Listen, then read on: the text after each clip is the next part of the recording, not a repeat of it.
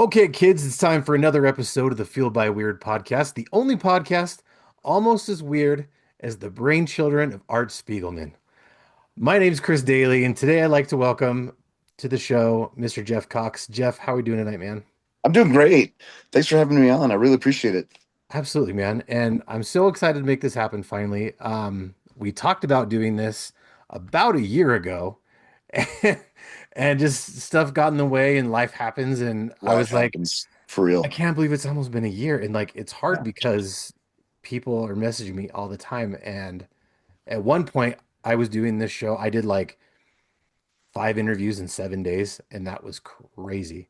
And I was like, Yeah, I'll bet. I can't do that, dude. And so I'll do like one interview a week. Yeah. And so because of that, that definitely limits the amount of people I can talk to. So that fills up super quick. So Yeah. I apologize for taking so long, but I'm glad we could finally make it happen. No apology necessary. I'm guessing that you probably also work a day job as well, like I do. I do. Yeah. So this is all just trying to carve time in the evening Yep. to do what I'm passionate about. So Between no, I get it, day man. job and being a dad, like we already talked about before Exactly. this, Being present with my family and then yeah, trying to have time to have my side hustle and do what I extracurriculars. love. Yes, sir. Yes, sir. Cool. Well, we will get right into it. So, we've already kind of had a few of these already, but I like to start the show with an icebreaker question. Okay. So, tonight's icebreaker question is, and we kind of already talked about this a little bit already, but what did you want to be when you were growing up? Oh man. It's funny. We talked about that a little bit Yeah. before, and it was totally unrelated, and we talked about it Yeah. before. Yeah, I just came back from a convention in Boise over the weekend, and I probably told this story at least a half dozen times. That I'll be 50 on the 27th in 7 days, and so I'm Gen X, and we had a different upbringing as kids. We were really self-raised, but Yeah. one of my earliest memories is that I remember being in preschool. And you know how kids will usually take a pencil when they're drawing and just literally take like make a trench because they're pressing down so hard. Yeah. I was drawing one time and a teacher came up to me and she showed me how to make the pencil whisper, how to use light lines to build up and not just immediately go full force with the pencil, but just build up lines. And I drew an elephant and I remember I was really proud of how that elephant looked. It was really good. And I got home and I showed my dad and I said I wanted to be a cartoonist. I wanted to be an artist. And he told me I'll never make any money at it and discouraged me from doing it. And it's different with my kids now. Yeah. Anything that they say that they have interest in, I'm 100% supportive of. But Yeah. it's just a different time. And so I had these moments growing up where um, I felt like art was something that I needed in my life, but life was always kind of steering me off in different directions, but it always kind of center back on that path of doing artwork. So I've been an artist my whole life. I've been drawing my whole life, but I didn't start drawing professionally until about 2019. Um, it was actually a little bit before that I picked up a pencil for the first time. I went for many, many years where I didn't draw. I dated a girl who told me that my art sucked, and I believed her. So I didn't Oh draw for about man. 14 years. I know, big mistake. But I remember the first day I picked up a pencil, I had gotten into Star Wars action figure collecting. I was in a couple Star Wars vintage action figure collection groups, and they were talking about sketch cards. And I had no idea what a sketch card was. And I found a couple people that were artists, and they kind of told me and explained what it was. That it's just a trading card sized piece of paper that you draw on and trade. And I thought that was pretty cool. So I picked up some sketch cards off Amazon, some Bristol 3.5 by 2.5 inch sketch cards, and it was March 1st, 2018, that I picked up a pencil again for the first time, and I remember drawing Wicket the Ewok, but he had Thug Life written across his belly like Tupac, and I remember looking at that thinking, wow, I kind of surprised myself that I still had this ability, this talent to do that.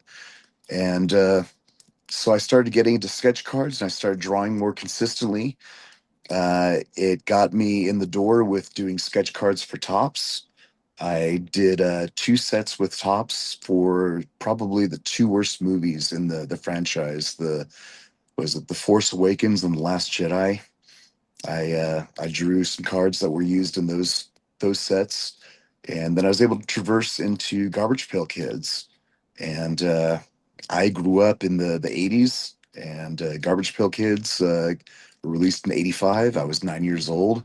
I remember being on the playground with my best friend, studying the cards, and just being amazed by how awesome they were, the artwork, everything about it, Yeah. and here I am now. That's what I do is I draw sketch cards for Garbage Pail Kids. They have about five guys that do all the base card artists, all the base card artwork, and those are the cards that get printed by the thousands.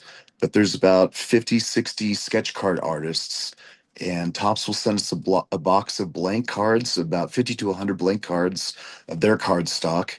We will draw Garbage Pail Kids on them, mail them back, and they get randomly inserted into packs and distributed around the world. And I've had people in Australia, Italy, England, all over North America, Canada, US. They've opened up packs and found my cards that I drew. And it's only about one in every 400 to 500 packs that you'll actually get a sketch card hit. So it's one of those things that's really sought after. There's thousands out there. Like I said, I'll probably do about 50 cards a set. But when you have 50, 60 other people also doing that same number or more, and they're all out there, there's a lot that have yet to be found. So that's kind of my thing right there in a nutshell. That's cool, man. Thank you. Like you I said, really think that if present day me were to go back and see 9 year old me and say, hey, you're going to draw those one day, my little brain would explode. oh, for So I sure. really feel like I've just come back around full circle and I really love what I do. That's awesome, man. Yeah, I know, like you said, growing up, we were kind of self-raised. It's weird now because, those were kind of some of my favorite days where like my dad would be at work and my mom would go run errands and I would just hang out at home by myself and it was awesome. But like just the thought of leaving my kids at home like that now like scares the hell out of me, Oh, dude. Like yeah. it's just a weird a thing. And like I tried to tell him, like where all the kids were hanging out because, it's the front yard where all the bikes were. Oh, yeah, And absolutely. and your parents would say, come home when the lights come on Mhm. and the street lights come on. And it's like trying to think about, having kids do the same thing now is mind-boggling to me. It's a different world too. There's a lot more dangers out there. Plus, we were a whole lot naive when we were young. We For probably sure. went out every day and had about five or six brushes with death, Oh yeah, and our parents never knew. for I mean, sure. I was a little firebug. I remember going to the gravel pit with a can of gasoline and making napalm with soap flakes, and that's just crazy. You don't have little kids do that. You don't have kids play with fire and gasoline, but It's true. no one knew. There was no social media. There was no internet. There were no cell phones, and yeah, you did a lot of crazy stuff that your parents never knew about. And there's no record because, like you said, there was no cell phones. Exactly. Yeah. I could make up stories and you could either believe them or I could just be, 100% lie, There you go, but you'd never know. for sure. And so we kind of talked about this a little bit before. When I was growing up, I wanted to be a pro wrestler because, I had seen pro Yes. wrestling on TV and I had just gotten into comic books and I was like, oh my God, it's like comic books on TV. This is amazing. And I told my parents that I wanted to be a wrestler and they're like, that's dumb. You need to go do something, get a real job, like go into computers or something like that. And I was like, that's dumb. I'm never gonna go into computers. I'm a rebel. And here I am. I've been an IT guy since 2009. So Huh. I think growing up too, there was always a formula. Like you get out of high school, you go to college, you find a job. And Yeah. I think it's only been in like maybe the last 20, 30 years where people have realized you can go and get a job without having a college degree and make Yep. just as much money or more in a Yep. trade. Yep. So yeah, if And I I didn't. hindsight, man, if I'd go back and become a welder or something. Yeah. I mean, I didn't even go to school for it. What happened was, I used to work at.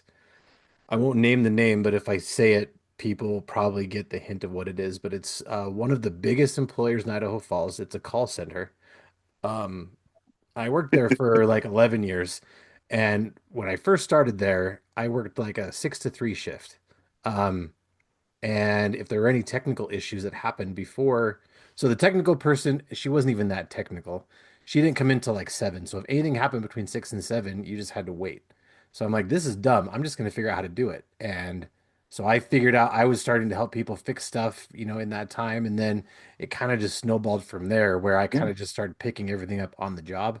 So I've been, like I said, I've been an IT guy since 2009, but I've never went to school for it. I just learned it yeah. all on the job. And it's like you said, kids, sorry, people can, get a pretty decent job without having to go to school. Because I'll admit I didn't go to college, and I'm an IT guy. I make salary, and I think I make a pretty good living for myself. I mean, it's no excuse. Um, I was the story is I was gonna go to school, but then I met my wife. So because we've been together 21 years now. Um, and that's why I didn't go to school because we started dating, and then just life happened. Hmm. The cool thing is my job now will pay if I want to go to school, so I definitely can go to school. I just Boom, boom. There you haven't go. yet. So, it life takes all crazy turns. So it's Yeah. definitely still possible. But like you said, you can still get a decent job without having a degree. Yeah, and part of our generation too is that we were self-taught. We didn't Yeah. have the internet to teach us. We didn't have YouTube to have find 1,000 videos to explain how something was done. We had to go Yeah. out and figure it out ourselves. So that's just that it falls perfectly in line with that whole mentality too. Yeah. And I mean, I tell my daughter this all the time because she's going to graduate next week and she wants to be the first person in our family to go to college. Well, my immediate family, just our house. Um, but I tell her like, most of the people in my graduating class went to college to get degrees that they didn't even get jobs in, and now they're Yeah, in jobs that they don't necessarily like just to pay for those degrees that they can't do anything with. So exactly. I told her, Yeah. I'm like, I support, and like you said, like anything, my kids have wanted to do some weird things when they grow up. And I'm here to support all of them because I can't be the host of a show called Fueled by Weird and not support weird ideas, right? Um, but I don't remember where I was going with my Well, story. that's okay. Um, so You yeah, know, they speak, yeah, weird jobs though. I mean, yeah, I totally understand. I was a funeral director for almost 10 years. I went to school. I'm still paying off my student loans. yeah, Like I said, I did that for almost 10 years. I was laid off 4 times during those 10 years. oh wow, So after that time, I thought, it's time to find a new career. I excelled at what I did. I received recognition from the National Funeral Directors Association for being in the top 2% of wow, funeral directors across the country in both Canada and or all of North America, Canada and US for the level of caring and empathy that I had.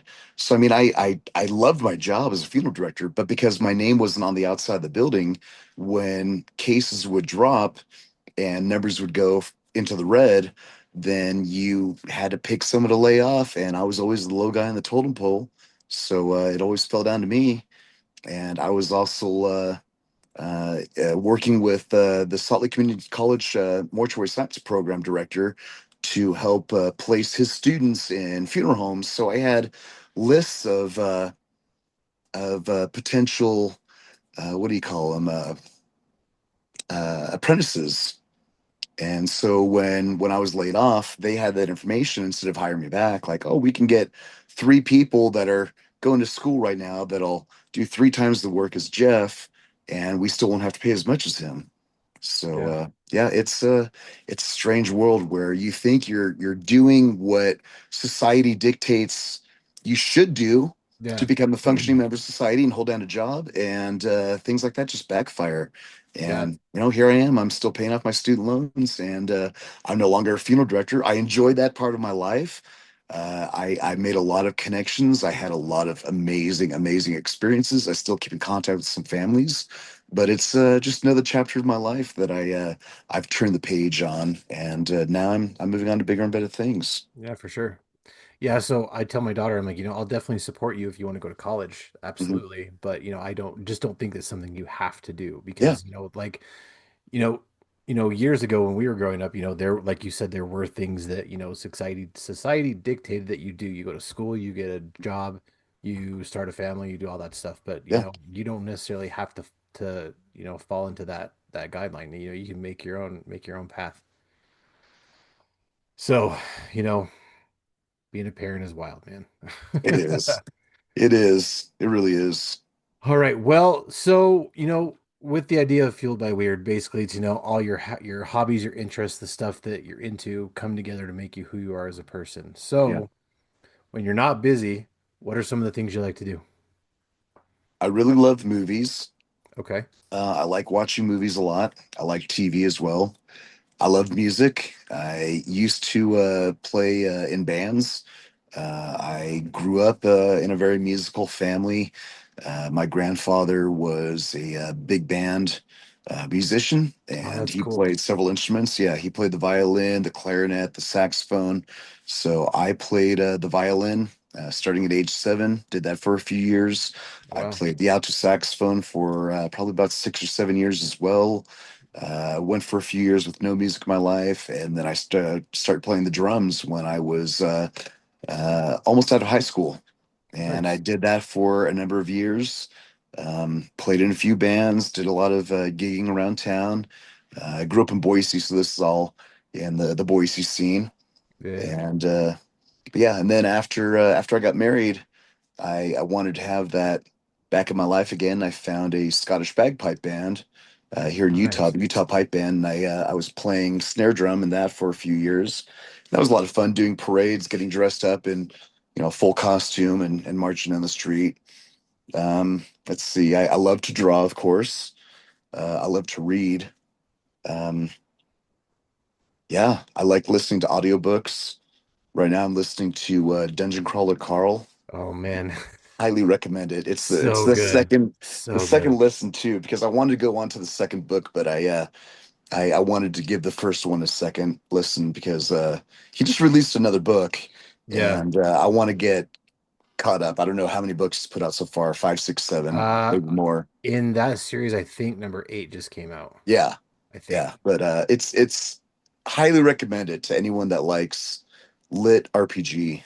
It's so good. Just amazing good. Yeah, amazing book. I need to catch up. I think I'm only through 3 or 4. But yeah, I it's so good. Yeah, So good. yeah. I can't wait to start the second book after this. I heard the Um, audiobooks are really good. The guy who does the voice of yes, Carl also I think does the voice of Donut and I think several other yes, characters. He's yeah. pretty fantastic. Yeah, he does like the narrator voice and Yeah. the prize voice, new reward unlocked. And yeah, it's funny hearing him do the voice of the narrator and the voice of Carl and then switching over to Princess Donut, which is a completely different octave and Yeah. has a slight English accent. But yeah, the voice actor does an amazing job. And I So can good. listen to the audiobook while I draw, so it's kind of like multitasking. I'm knocking two things out at the same time. That's true. I have a hard time with audiobooks because I will listen to them and then I have to sit and kind of focus on what's happening and then I'm like, oh man, because I'll be doing something and I'll listen and I'm like, oh, I missed that. So I have to Mhm. rewind and go back and so I have a hard time listening to audiobooks. I think I've made a couple of exceptions. I'm a big fan of the podcast Welcome to Night Vale, Mhm. talking about creepy stuff. I've listened to all their audiobooks. Um, and then Ready Player One, I listened to the audiobook because it was narrated by Will Wheaton. Will Wheaton, also one of He's my favorite books. incredible. Amazing, amazing book. Yeah, I am Yeah. totally fixated on that because that sums up my generation right there, the No, for 80s. sure. Yeah, yeah. And yeah, man, I think about moments in the 80s and I get homesick for a time that I can't go back to. Yep. Have you read the That's second one? I have Ready Player 2. Yeah. It was okay. I I like the first one. I was so disappointed, man. Like Yeah, it felt like a sequel that was just to capitalize on the yeah, first book. It's like the first book was a very complete story, I felt, yes, but the second one just kind of just like it felt very forced. So I was like, it's still okay, but like it would just it just felt forced. yeah. He also wrote another book. Oh crap, it's just slipping my mind right now. I know exactly what you're talking about, and I can't think of it either, but that book is incredible too. I like that one a lot too. Yeah. Yeah. It was Where it's the kind of like they're playing a video game, but it's in real yeah, life in space. Yeah, yeah, yeah, yeah. against space aliens. Yeah. I I like can't that think one of a the lot name of too. it. That one's a good Yeah. one though. But anyways, the other book by Ernest Cline for anyone out there that's interested. It's not Okay. Red I Player need One or to Two. It's that other book by Ernest Cline. we're So gonna find it. Hold on. It's gonna bug me until we figure it out. Where is it? Armada. That's what it is. Armada. Armada. That's it. Also I was narrated thinking by Will Artemis, Wheaton. but that was by Andy Weir, who did That's The close. Martian and uh, Project Hail Mary. That's close. Yeah. Yeah, it's also narrated by Will Wheaton. If you're a Will Wheaton fan, Yes. you should definitely check it out. It's so so good. Yeah. Well, that's cool, man. Do you have any movies that are your favorite genre, or that you go to usually? I like horror, but Okay, I get asked this question all the time, like what my favorite movies are. I have like a list of 100 favorite movies, my top 100. I have like a favorite director. Stanley Kubrick is one of my favorites. nice. Um, Kind of a cool story this last weekend in Boise.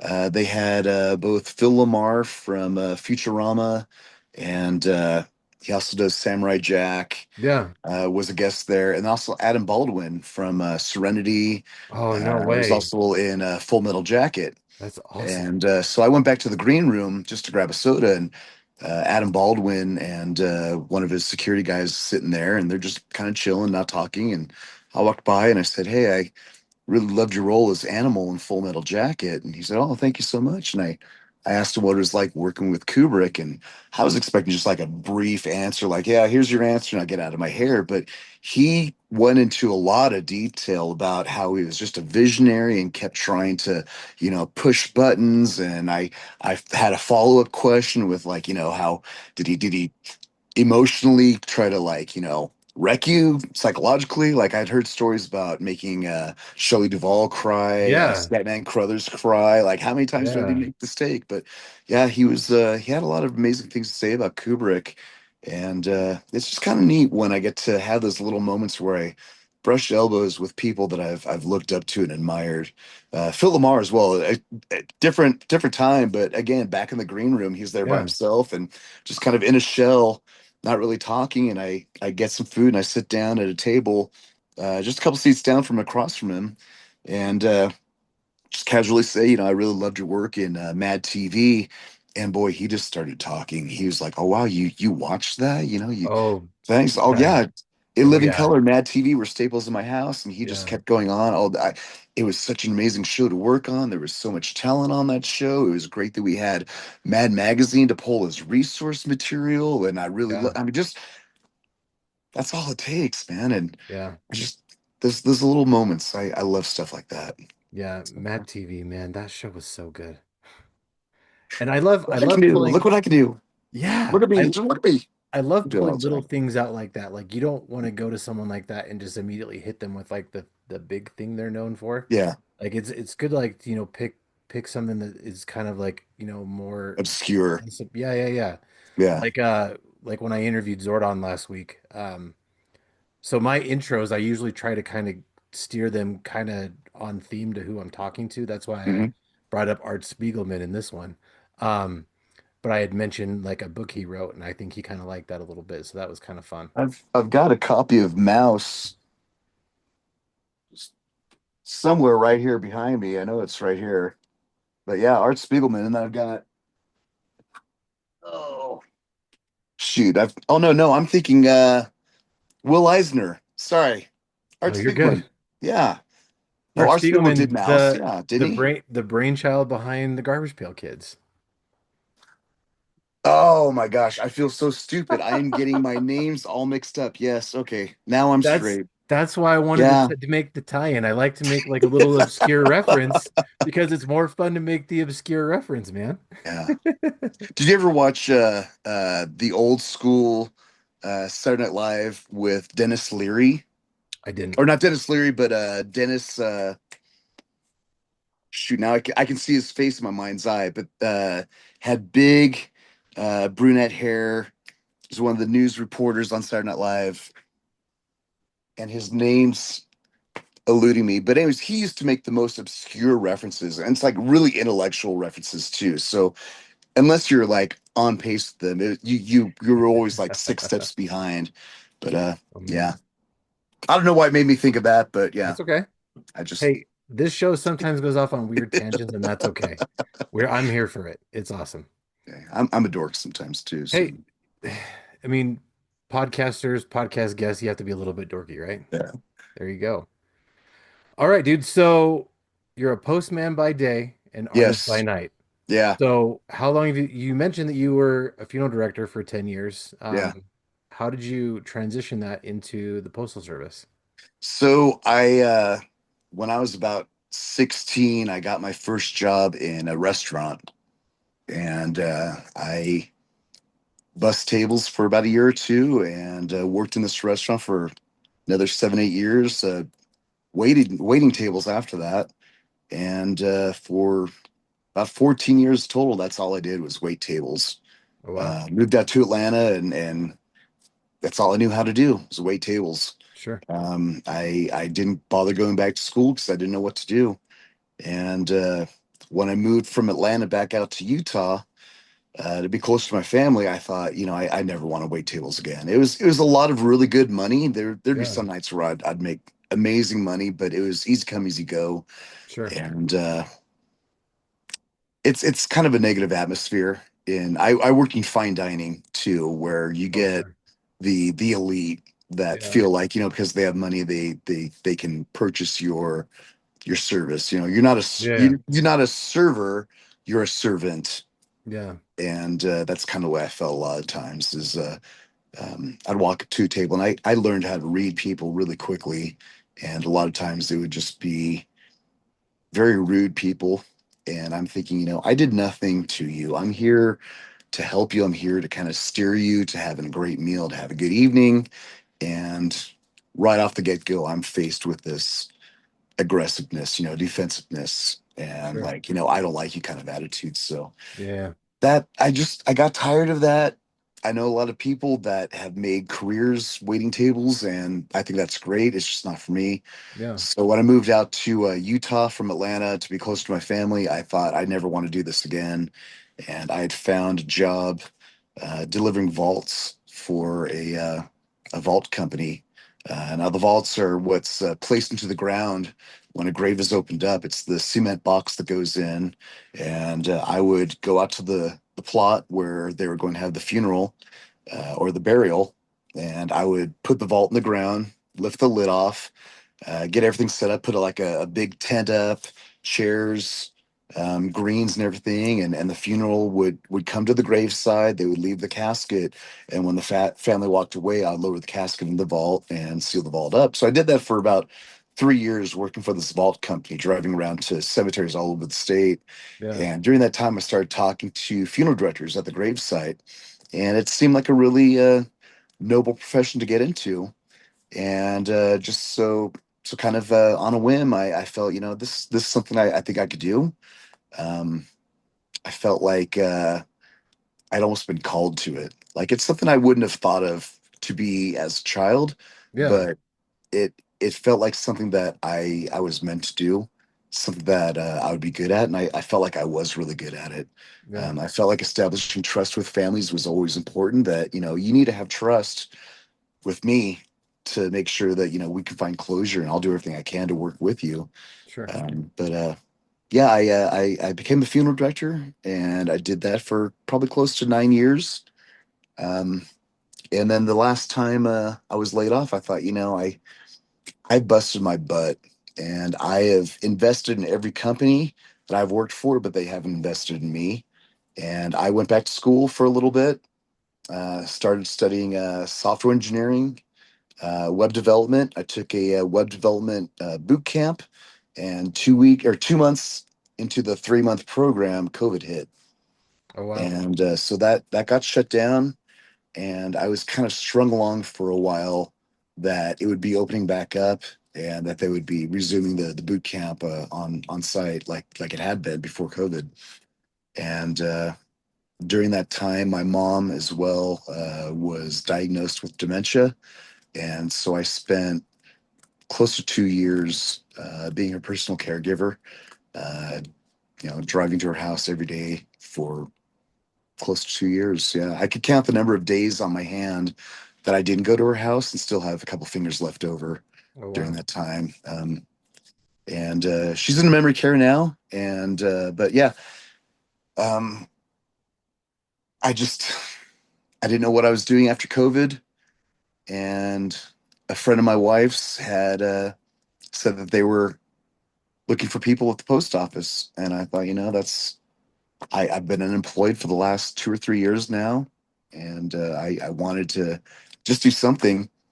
And now I'm making just as much money, if not more, than when I was at the peak of my funeral director days. Oh, wow. So yeah, I really enjoy what I do.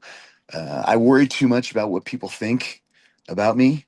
Like I consider myself a pretty smart person, and Sure. I'm worried that people think like, oh, he's just a mail carrier. You know, it's just a dummy. But I'm very introverted. I'm very reserved, but I consider myself a very stable genius. Yeah. No, I do like intellectual stuff, but I try to be humble about it too. Like I said, Sure. I grew up reading, but I have a son, and I thought that I was smart, but I look at him and he's incredibly smart. Anyways, I'm starting to ramble now. I'd better Oh, reel you're it back good. in and You're good, dude. You're come so back. good. Like I said, sometimes the show goes off the rails a little bit and it's totally fine. Not Yeah. a problem. Not a problem. That's cool, man. So I had a buddy that was a postman for a really long time, Mhm. and he had some crazy stories of, stuff he saw, stuff he came across. Do you have any like one or two memorable stories from all your time with the Postal Service that you can share?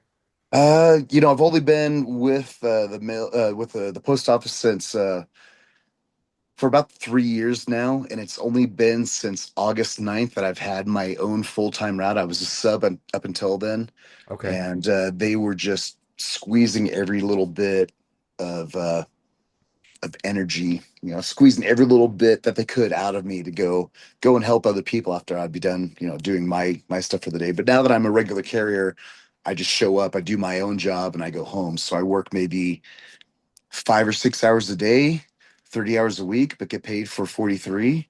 So Nice. that's the benefit.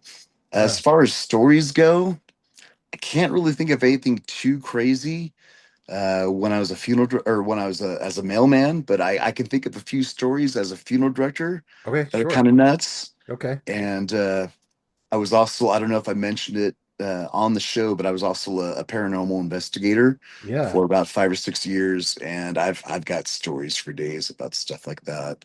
So, but I don't know. Do you want to hear a story about when I was a funeral director? Let's do it.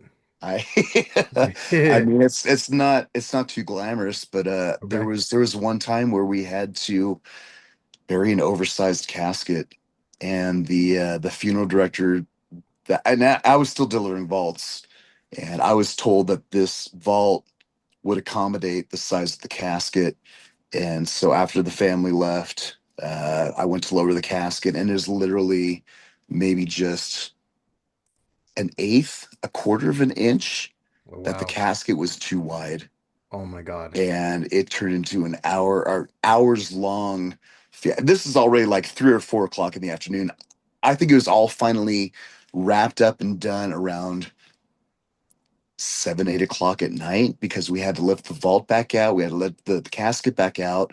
We had to tell the family that they had to get an oversized vault, and then they had to purchase a second grave space next to it. So then they had to dig another grave space. Another guy had to go 30, 40 miles away to get literally a concrete septic tank, is what it was, with a lid that would fit into a double space so that we could accommodate this oversized casket.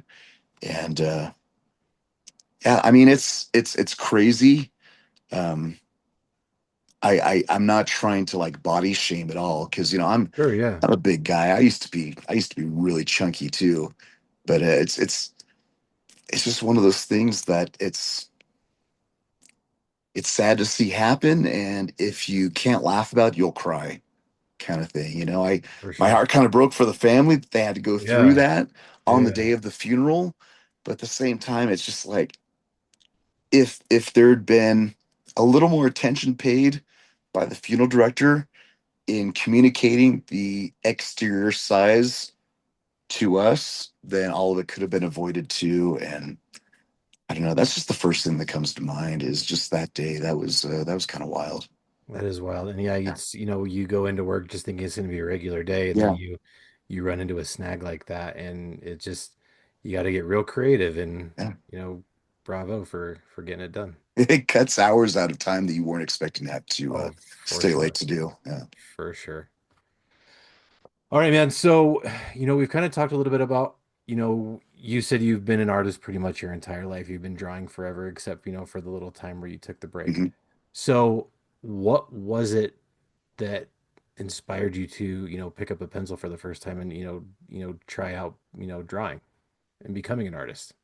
Seeing the sketch cards on Facebook that I was talking about, being in these Star Wars action figure collectors groups and seeing people draw sketch cards of the Star Wars characters, that really inspired me to want to pick up a pencil again. I've always been a Star Wars fan my whole life. Probably not so much in the last few years. I don't know. It's just I love the old school trilogy, the original, you know, 77 Star Wars, that trilogy. But it seems like my passion just died for it in the last few years. I like The Mandalorian. I like that series a lot. But yeah, so I've always been a Star Wars fan, and that was kind of my catalyst for wanting to draw again was something that I loved and something that I knew I'd love to draw. And in fact, you can kind of see it right here. Oh yeah. I have this is from the second set that I did. I kept my four returns that I did, so I still Very have cool. those. And I don't know if I can get a yeah the Yeah. glare from the light here, but Oh, you're good. yeah. That's So awesome.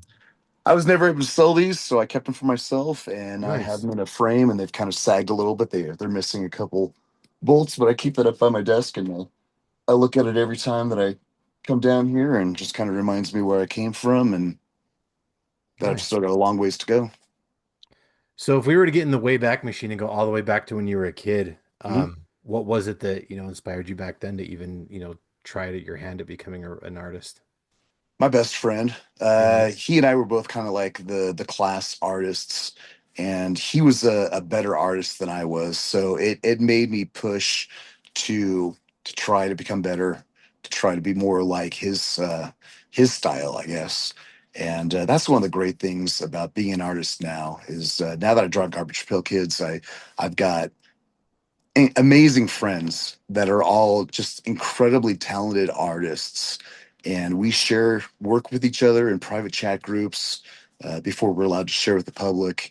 And so I get to see a lot of stuff behind the scenes, and seeing their work inspires me to want to be a better artist myself. And they say the same thing about me and other artists that we all collectively look up. So it's all just everyone's lifting each other up, everyone's helping each other to be better, to inspire each other, and it's not a contest.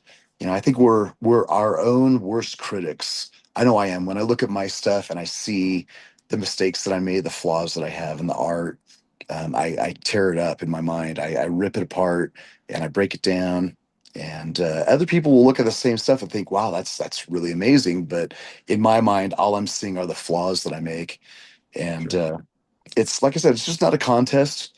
We're all here to support each other. Um, whether you think someone draws better than you or not, it doesn't matter. I talk to people all the time that say, all I can do is draw a stick figure. Well, if it makes you happy, then drawing a stick figure makes you an artist, whether you like it or not, whether that's what you think the classification is.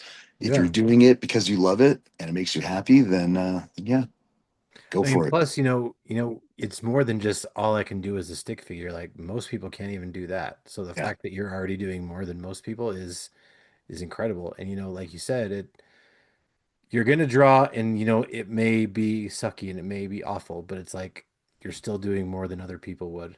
You're I putting the wish I effort out could there.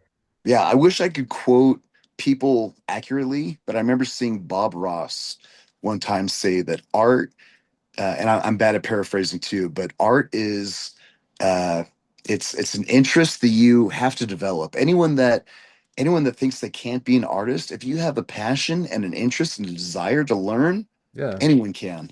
It's all about just training your eye to see things differently, to see shapes, and to break down form, and it's just eye-hand coordination. Anyone can be an artist if you have Yeah. that desire and that passion, and you're willing to pursue it.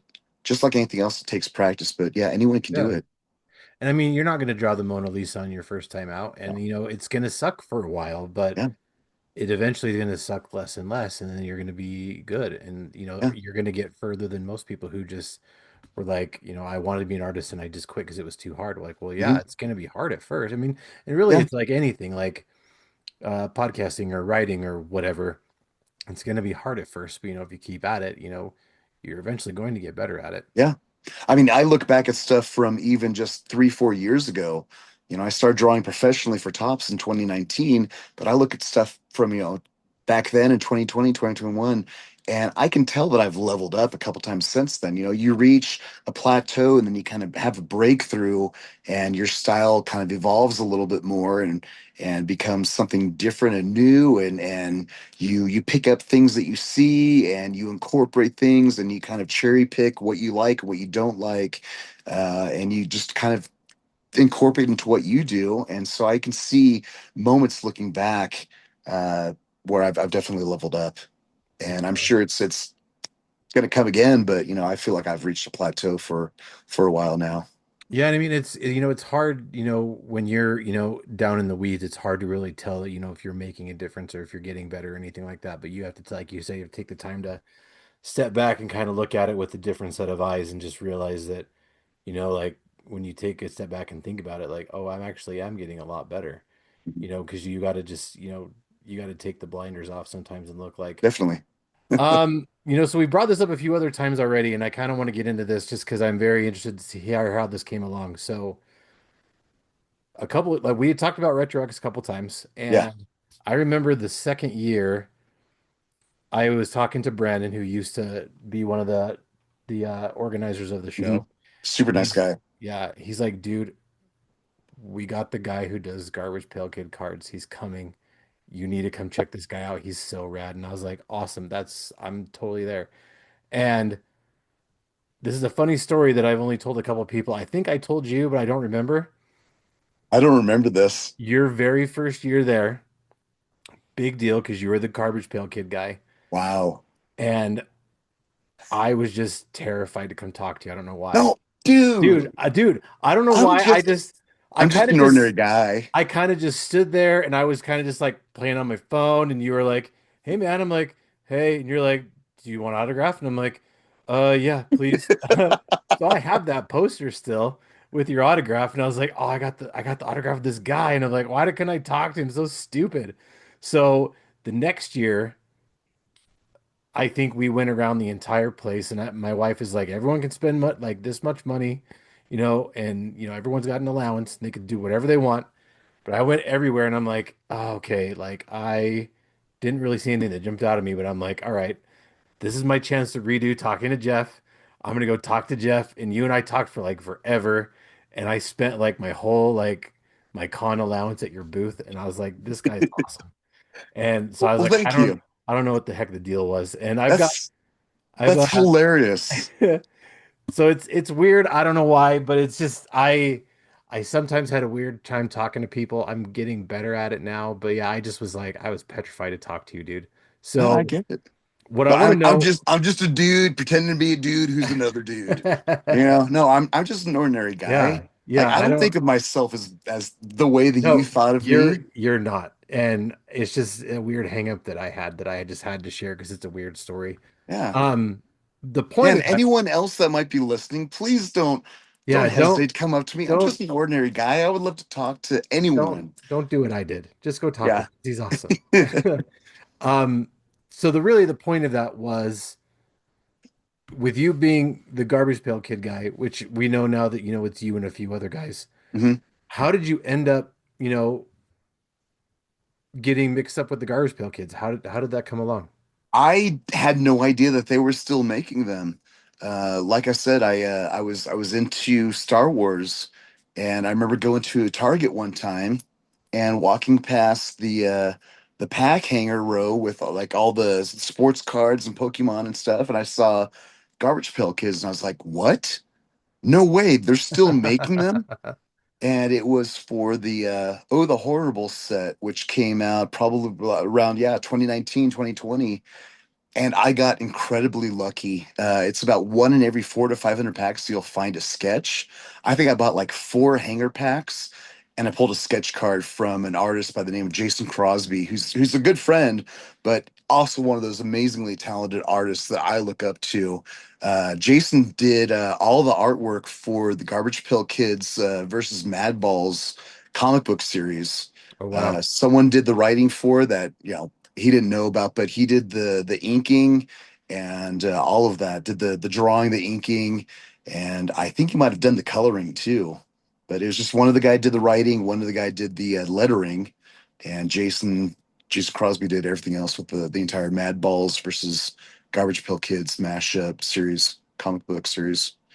That's So cool. yeah, I just like I said, I saw Garbage Pail Kids again. I thought this is amazing. They're still making them. So when I saw that there was a sketch card from Topps for the same company that was doing Star Wars, I thought, well, I could get my foot in the door doing this too. Um, I remember going to a convention. It's the Gross Card Convention, the convention that I'm actually going to be at next weekend. It's an annual convention in Las Vegas for, Garbage Pail Kids. They had a bunch of artists for Garbage Pail Kids. Tom Bunk, who used to do the back of the cards in the '80s on the original set. He's been in Mad Magazine, Cracked Magazine. I grew up looking at Tom's artwork. He was there. I got to meet him. I got to meet a bunch of the base card artists. I got to meet a bunch of artists that are now my friends, sketch card artists. But I remember going to that back in, I want to say it was 2018, 2019, and I met a guy by the name of Chad Sheras, who's another Garbage Pail Kids artist as well. And I told him I had been applying to Tops for about 6, 7 months at that point, and I was getting kind of frustrated because I hadn't heard a peep back, and I just wanted to hear something. And Chad told me it took him about 2 years before he finally got a response back. So that kind of gave me a little bit of a boost to keep pushing. And I remember seeing a video one time, and the part of the video that stood out is that people will often quit when they're at the finish line, but they just don't know it. Yep. And I kept thinking, I'm probably right there. I'm probably at the finish line. I just don't know it. Yep. So I kept submitting for about another 3 or 4 months. And I up to that point, I had been submitting samples of Garbage Pail Kids that I'd drawn. But the last submission that I sent, I had drawn photorealism of different horror icons. I drew uh, Pennywise. I drew the dad from The Shining, Jack Nicholson from The Shining. Uh, I drew crap. I can't even remember half of them. Norman Bates from Psycho. And so I had these photorealistic cards, Ash from The Evil Dead, and I sent those in, and that's what got me my gig with Star Wars. So I had Nice. wanted to get on doing Garbage Pail Kids, but they got me in the door with my photorealism doing Star Wars. So I did those two sets, and then I asked to be transferred to Garbage Pail Kids and taken off Star Wars, and the art director was able to make that happen. And so Nice. I've done nothing but Garbage Pail Kids since then, and I've been incredibly happy. The nice thing about illustration is that you can inject a little bit of your own style. You don't have to copy it 100%. It doesn't have to be, traced or dead accurate to look like the card. You can Yeah. incorporate your own style. And so that way, it's a little more fun than doing photorealism. Photorealism, it's like, it's how accurately can I make my drawing look to this photograph? And it's a lot more time consuming. It's rewarding at times, but I found that illustration was more fun for me. So I don't regret making that switch over to GPK. Nice. And like I said, I love being able to do it, and I love being able to kind of incorporate my own style. And I for the longest time I felt like I didn't have a style in particular, but I've had a lot of my buddies say, "Oh no, I can look at one of your cards and I can tell without knowing the signature that it's one of yours." Sure. So it's something that I guess I can't see. I see it in other people. I see their cards and I think the same thing. Oh, Yeah. that's Yeah. so and so or so and so. And so they say the same thing about mine. So that's reassuring to hear. Yeah, for sure. So, when you're coming up with the ideas for the Garbage Pail Kids, are you basing them off of like, already existing Yeah. characters? Yeah. Do you ever get a chance to come up with like your own characters or No. when No. you're For Topps, it's all just the official ones. Yeah, yeah. So they've got like five guys that do all the base cards, and they're the ones that come up with the original designs. They meet in New York or wherever and have a roundtable discussion. And I there's five of them. There's usually it's a 200 card set where it's A and B names, 100 drawings, and so between the five of them, they'll do about 20 drawings each. And so they come up with all the new cards, and in our contract as sketch card artists, we are only allowed to do cards that have already been previously done, Mm, previously established cards. So gotcha. anything from like the old school original sets, brand new series, all new series, stuff that when they reintroduced it and started coming back, all of that can be done.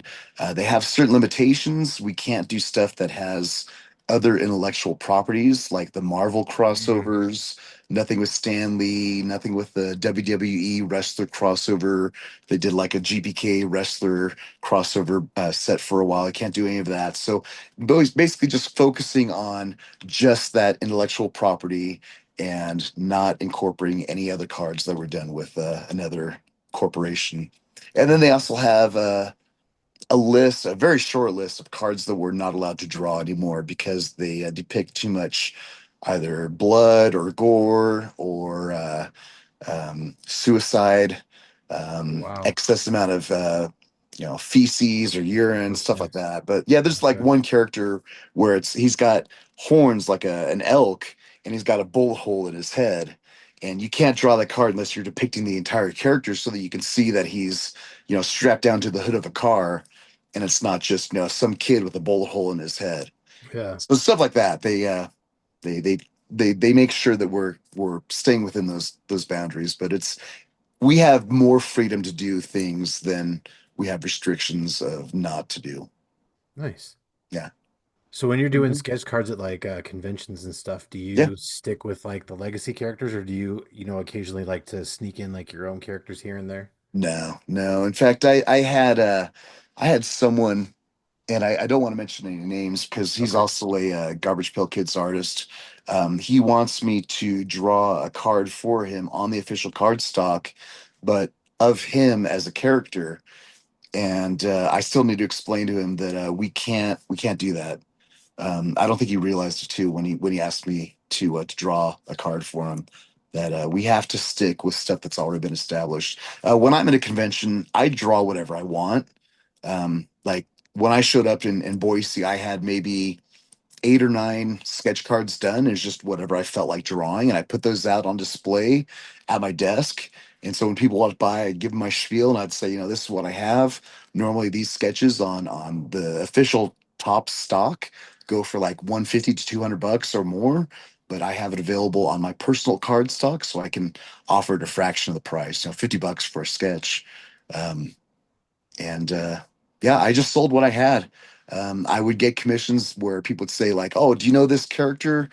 Yeah, can you draw that character for me?" Yeah, of course. I did that maybe 4 or 5 times where I took requests, but usually it's just whatever I wanted to draw, and I would just put that out there on the table and sold all of my cards. So that's a I guess it's a good problem to have.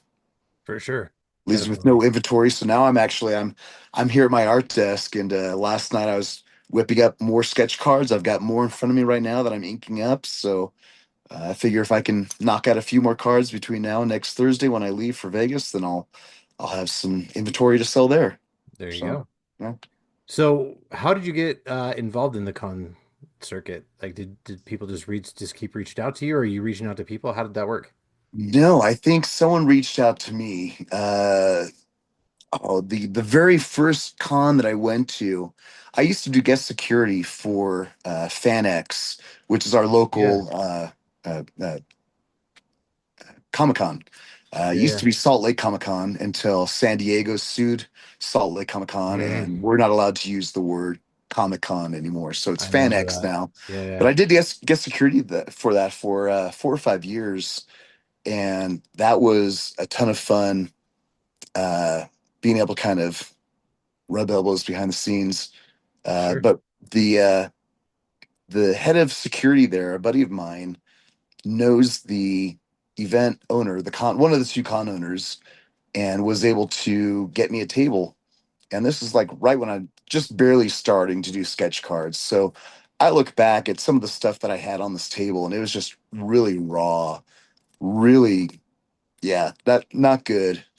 And but yeah, that was my first event, was being gifted a table because a buddy of mine saw potential in me and thought, you're doing art now, and you're doing Star Wars art, and you're kind of getting a little bit of a recognition for it. And so he gave me a little bit of a leg up by getting that table for me. And that was a real eye opener because I felt so unprepared for that. And I've learned a lot since then. I feel like now my setup at conventions, I've actually got backdrops behind me, pull up um, banners and stuff. I didn't have any of that at the first con. I had no clue what I was doing. So yeah, that's how I got my start. And then I heard about other people doing conventions, and just asking questions. I ended up going to one in Oregon because it was a buddy. Uh, and again, we're all a closely knitted family in the Garbage Pail groups, so we all Sure. we talk all the time. And so yeah, just getting invited to other events that they were going to, happened to be in the region. Uh, Getting invited to go to Oregon, um, Idaho. I'm having a hard time thinking of all the places I've been now, but yeah, just very happenstance. So yeah, now I'm to the point where I get invited, where people reach out to me and say, "Hey, I would love to have you as a guest at this event." It doesn't happen very often, but I do maybe 4 or 5 conventions a year, and right now is during the peak of it. So yeah, I just finished Nice. one last week. I've got one next week. Retro X is in June, in the middle of June, so another 2 weeks after Vegas. I'm going out to Denver a month or two after that. I'm thinking about going out to Philadelphia for the Philly Non-Sports Show in October. So yeah, Right my on. day job helps fuel the prices of airfare and travel and lodging to pursue my passion in the evenings. Right on. Yeah. This episode will actually drop just a couple days before your con next weekend, so it'll be a good way Okay. to help promote that. So that'll be cool. Right on. Very cool. Now, going back to Retro X, again, that's in a couple weeks from now. It's a Mhm. big convention in Idaho Falls if people aren't familiar with it. It's going to be at the Elks Lodge on the 12th and the 13th of June. So make sure you come by, visit Jeff, and visit all the other cool people that are going to be there. Like I mentioned before, David Fielding, who played Zordon in the Power Rangers, is going to be there. We've got the voice of Rainbow Bright, and Jem, the hologram, is going to be there. Lots of amazing people. So definitely go check them out. Going back to Retro X and me spending all my allowance money at your booth, um, I got a bunch of awesome stuff from you. One of them was that comic book that I have in a box that I didn't pull out beforehand. I wish I would have. The one, Unabashedly trash. yes, awesome Yes. book. Lots And of great stickers. I'm like 98% done. I've had some more page submissions. I'm waiting on about 4 or 5 more pages. I probably said this last year when I was there too, because I was almost as close, but I am literally on the edge of having issue 2 ready for print. Nice. Yeah, so I didn't mean to interrupt No, your you're stream you're of thought. good. No, you're good. Um, I was going to mention one of my most favorite possessions ever came from your booth. And it's a cool story that I kind of want to see if you have a minute to talk about. Yeah. For all those kids out there who remember the 90s, it is a log action figure. Come on, let's see if we can make it work. There we What go. rolls downstairs, alone or in pairs, rolls Rolls over over your your neighbor's neighbor's dog. dog. It's great as a snack. It fits on your back. It's log, log, log. Here we go. I'll stand up a little bit. It's There we go. big, it's Kind heavy, of. it's wood. So we've got a log action figure, and I'll Yeah. post it on social media so you guys can see because my camera is wigging out with my background. But it's an awesome thing. So It's funny we you got mentioned that. I have three that are glow in the dark Ah, that's that awesome. if I don't sell them in Vegas, I'll have a Retro X too. But Hell yeah, I yeah, just put dude. a little wash on them last night, so you kind of see a little Nice. bit of the grain, and then I'm gonna go over it with some blue glow in the dark. But this entire chunk of resin right here is filled with glow in the dark powder, and it's got a really strong blue glow. So this will be my radioactive log that Nice. I'll have for sale. But I've only got three of those. Nice. So let's tell the story of how you Yeah. ended up with log action figures. Oh yeah, just I grew up watching Ren and Stimpy, man. That's they say it was a cartoon for kids, but it was there's subtleties in there, Oh nuances yeah, that only adults will get, big time. innuendos, Yeah. and yeah, I love Ren and Stimpy. Uh, so yeah, I wanted to do an action figure. I After I got into art, I started following and collecting action figures myself. I started following bootleg action figure makers on Instagram. Barbarian Rage is one of them. Really amazing guy. Uh, ETC Truck Terrestrial Toys. Another good guy. I want to say he's in Colorado somewhere, but these are just amazing bootleg toy makers. So I wanted to do something on my own. I got a wild hair, and I thought, what could I do that would be pretty simple?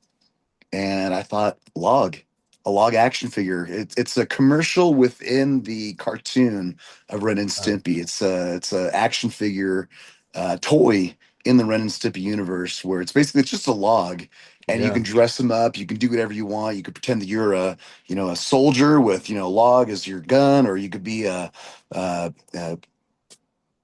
walking down a parade with log as your stick, or you could be acrobat with log as your balancing board. And but yeah, log was just one of those kind of running jokes as a kid. And I had just barely gotten an iPad as well, and I wanted to get into digital art. So that board, the cardboard that it's on, I drew both the front and back, had those printed up, made it look just like a board for a toy. Got the clamshells off a website. I made the prototype figure myself, and then did a latex cast to do resin pours. And I probably did about a dozen or so that I painted, hand painted to look like log. And the first batch I did pre-orders on. I sold a bunch of them all over the U.S. A couple of them went over to England across the pond. And then I thought, it'd be fun to make some more. So that's when I did about four or five more, and I had them at Retro X last year. I'm down to just the last few clamshells and boards. So I thought, I'd do the last three log action figures that I have. I still got the latex mold. I could always pour more, but Yeah. I've got other ideas. After this, I'm working on a Powdered Toast Man bootleg Oh, action figure too. dude. Yeah, Dude. I was gonna say, I was also a big fan, even though my mom was like, this show is disgusting. You it can't watch this is. show. Yeah. I have never pre-ordered a Funko faster than when they released Powdered Toast Man, dude. I Yeah. was like, I need to have this in my life. It doesn't come out for like 6 months, but I need to have it anyway. And my Yep. wife's like, why are we doing this? And I said, because this is awesome and it's Yeah. Powdered Toast Man. That's Yeah. why.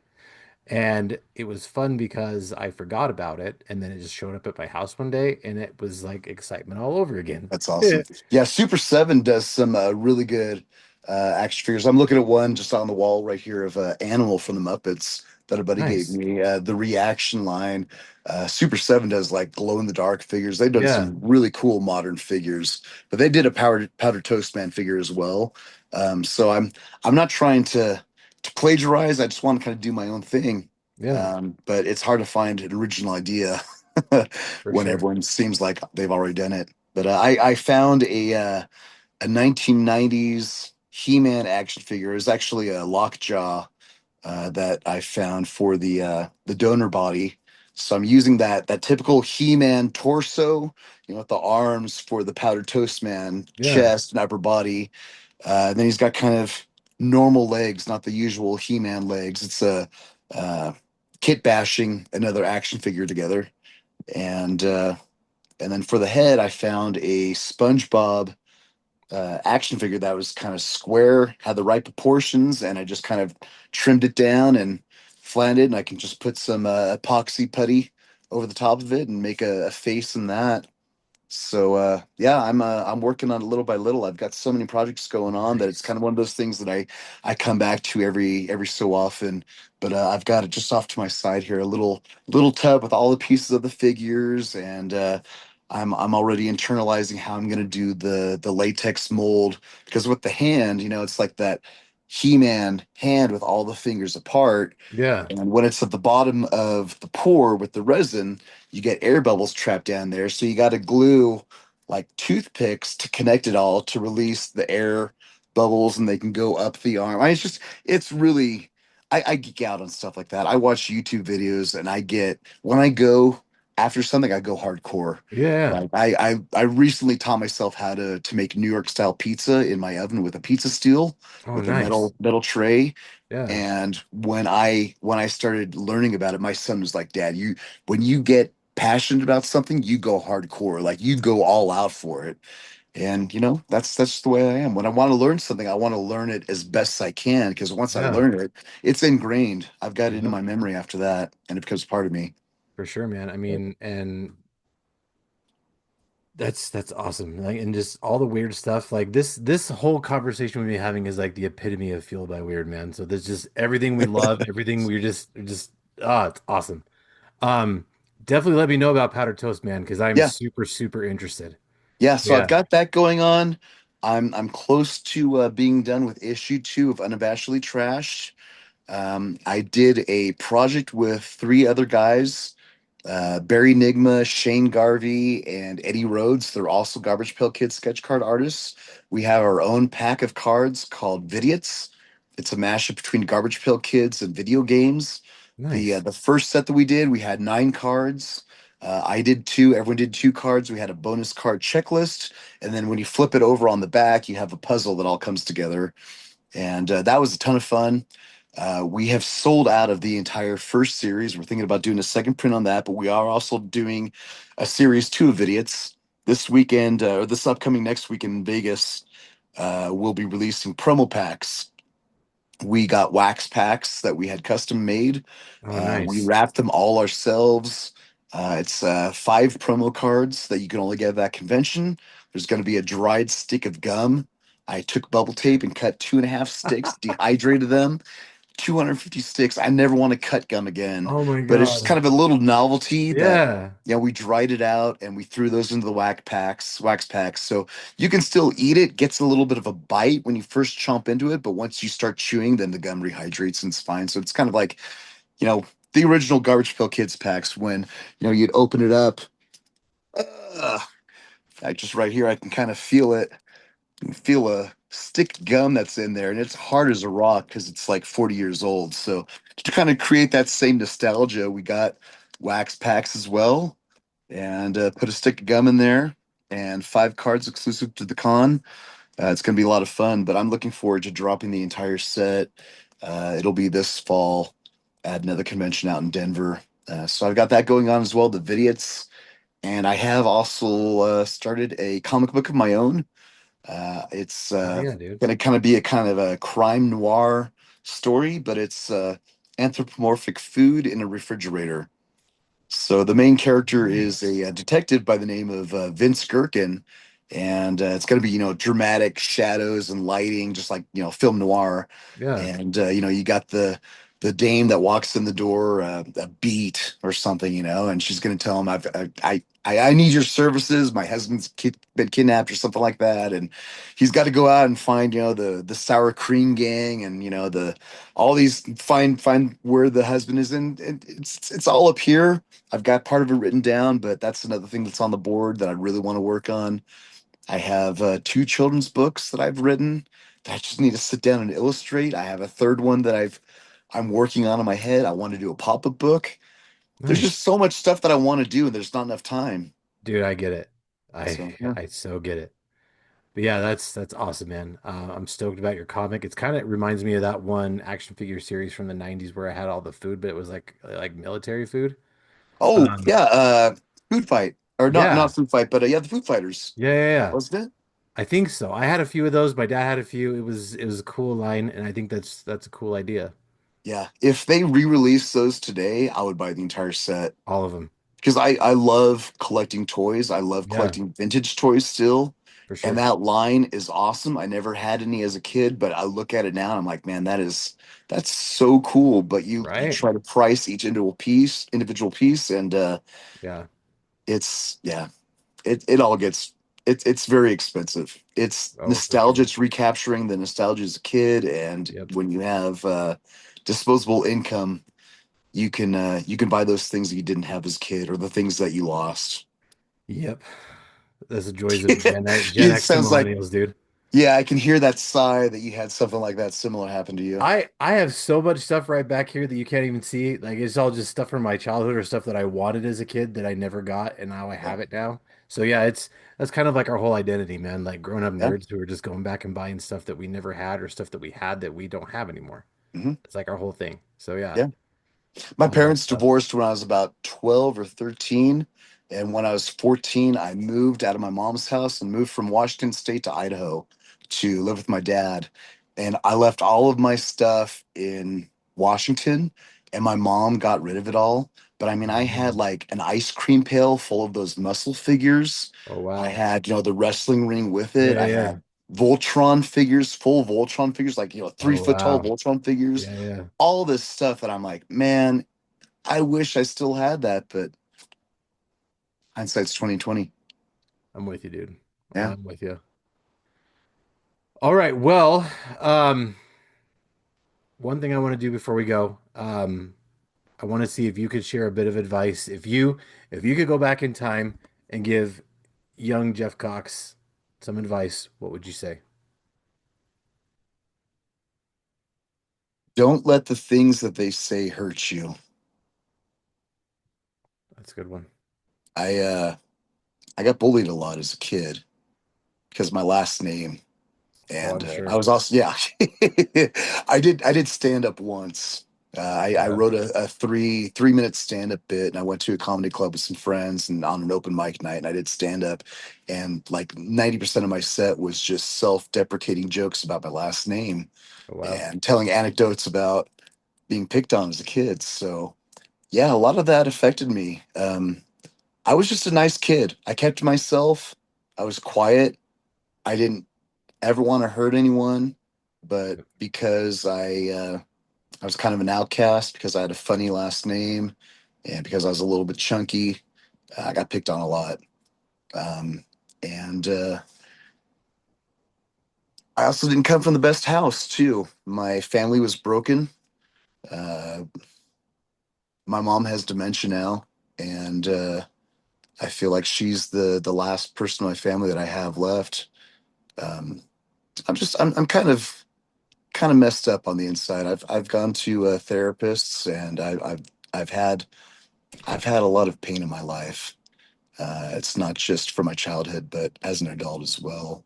Yeah. And that's part of life, man. Everyone has their own personal struggles. Everyone is dealing with their own battles.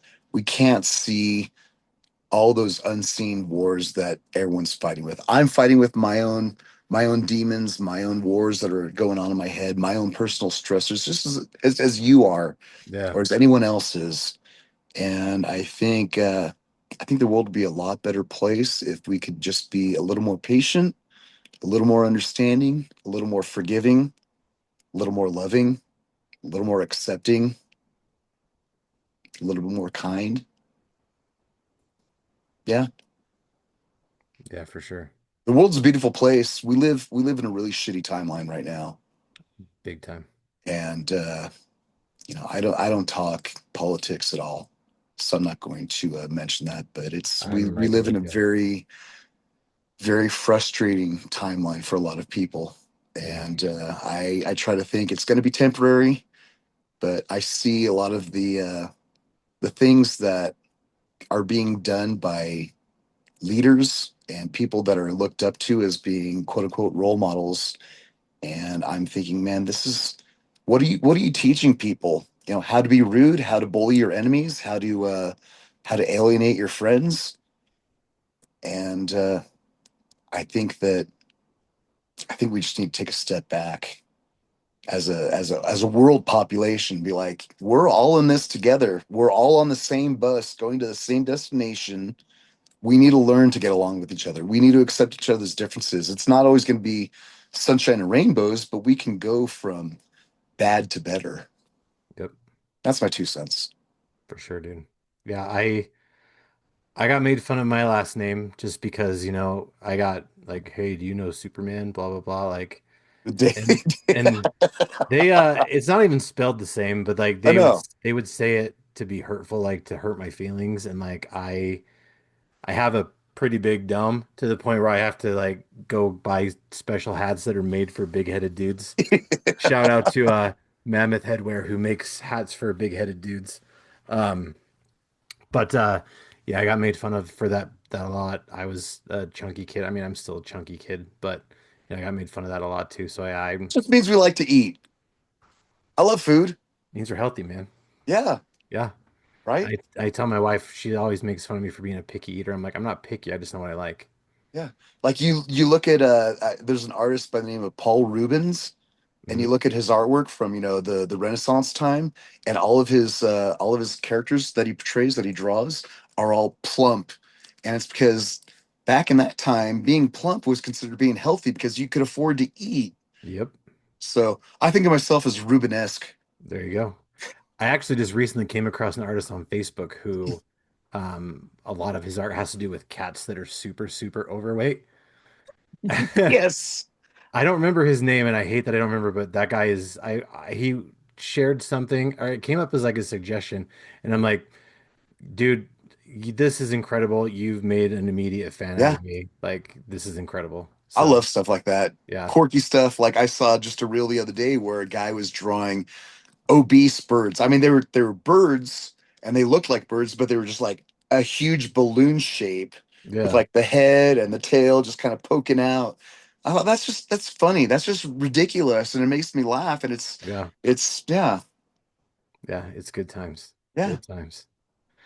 All right, man. So where can people keep up to date with what you're doing? Where can they follow you on the internet? Oh, let's see. So if you're on Instagram, that's where I post most of my portfolio.